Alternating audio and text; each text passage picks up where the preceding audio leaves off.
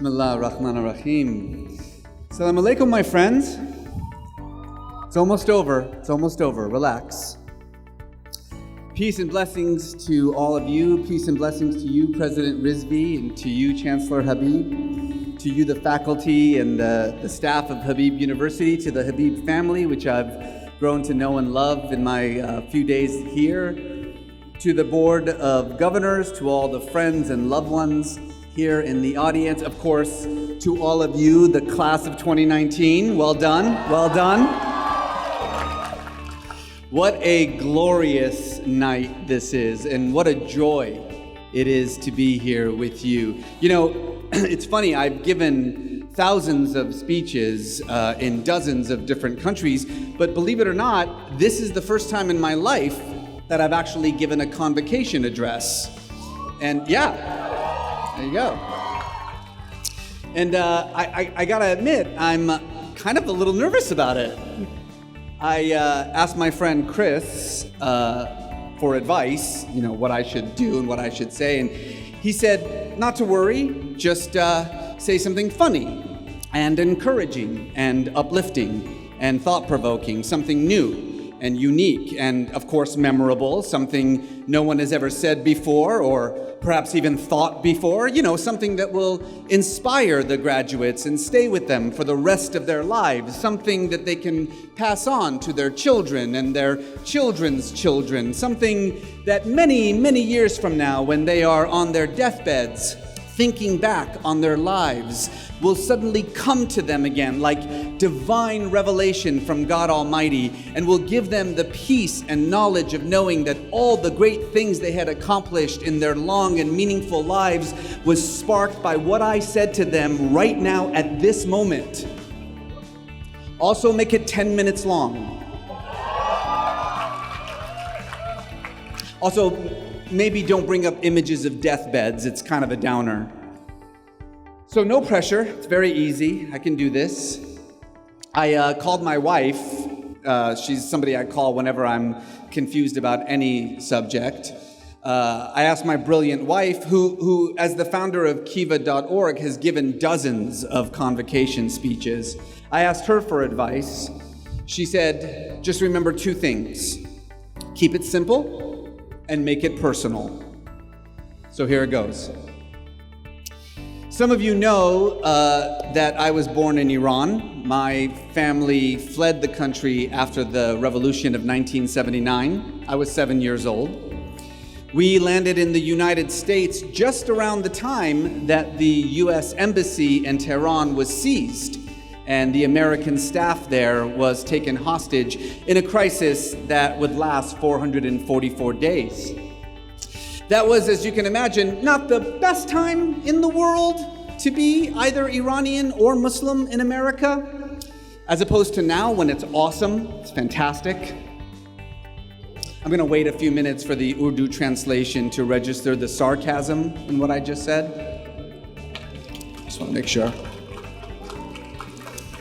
After all, I just want to remind you that I live in a country, the United States, where a third of the population recently said in a poll that they would support launching an immediate war with the country of Aqaba. Aqaba, of course, being the fictional country in Aladdin. So that's the country I live in. We're coming for you, Jasmine. It's funny, I mean, I can laugh about it now, but, you know, when I was a 7-year-old boy, it was not that funny.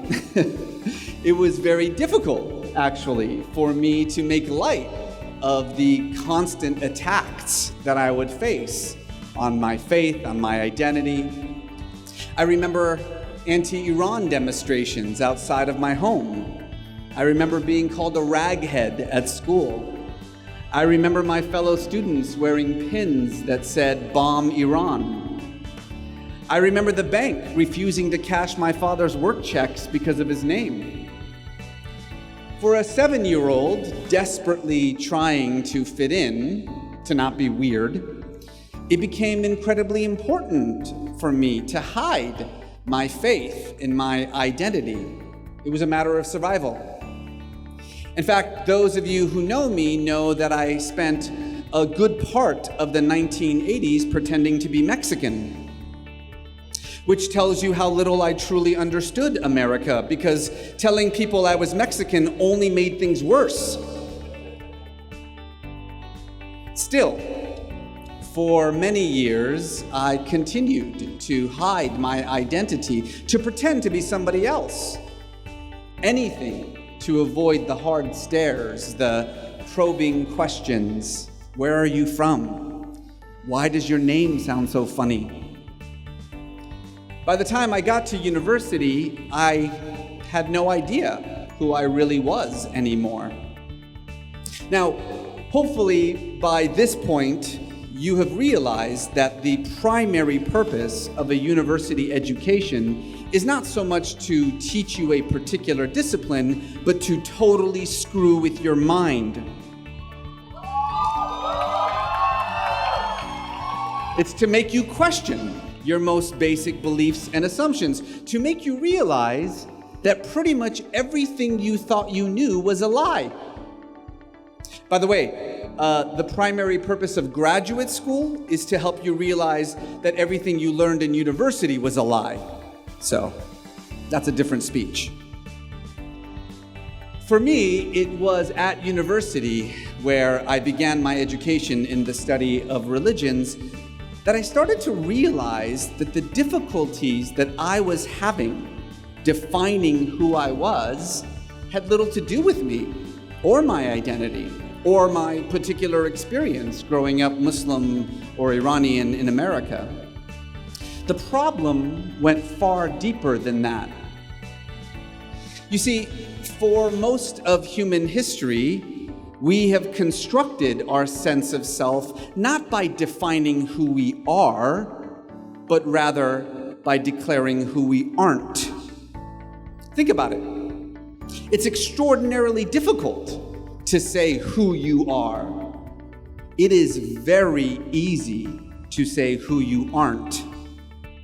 Indeed, the easiest way to define yourself has always been in opposition to an other, whether that other lives in a different cave than you do, or a different hut, or a different village, or city, or state, or country, whether that other has a different skin color, or speaks a different language, or worships a different god.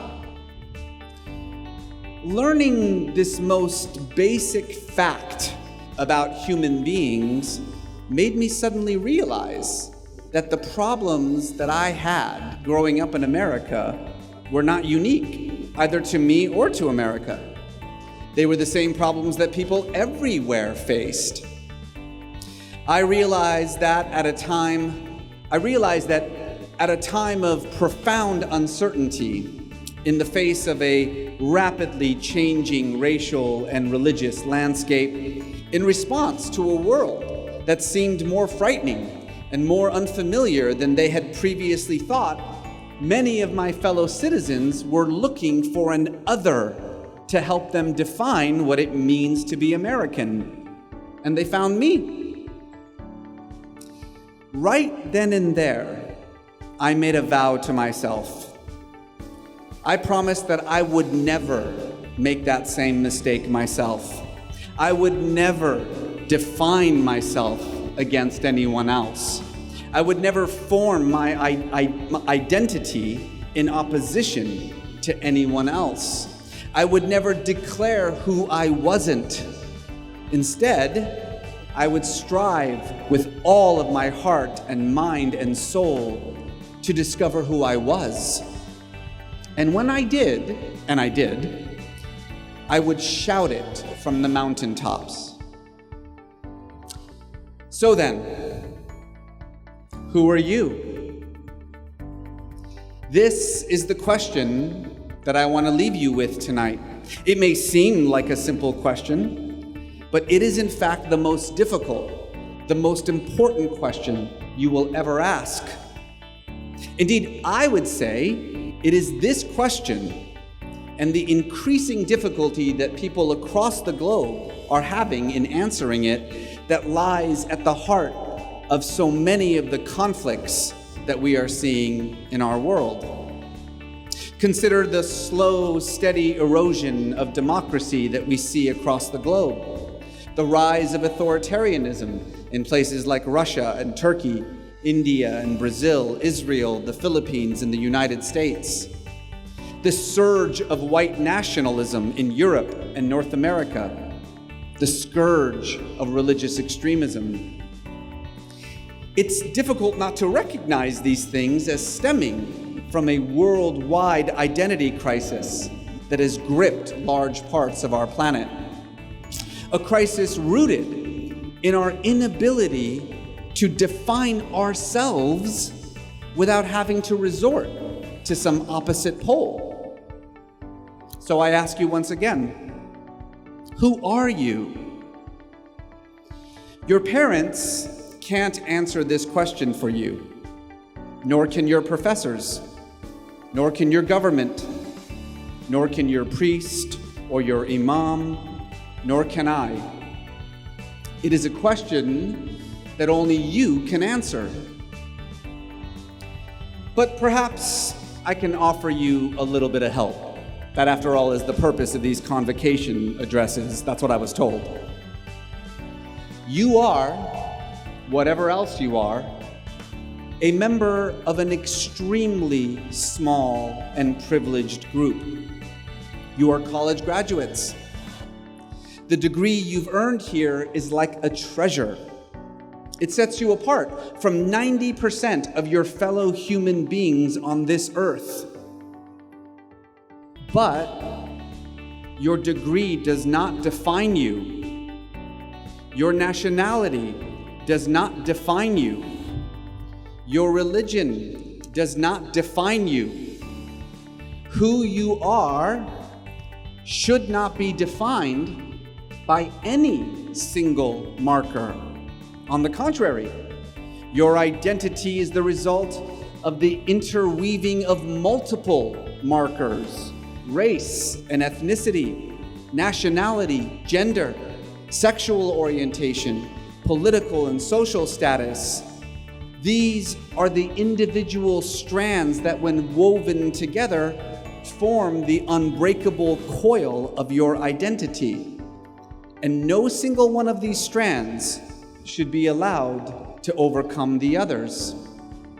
So, when that day comes many years from now, when you are lying on your deathbed, with your friends and family members surrounding you, obviously thinking back to this very moment, I pray that you can raise your chin and lift your voice, and with the courage and the confidence of someone who doesn't need anyone else to tell you who you are, you can shout for all the world to hear, "I am me, and it's all that I need to be."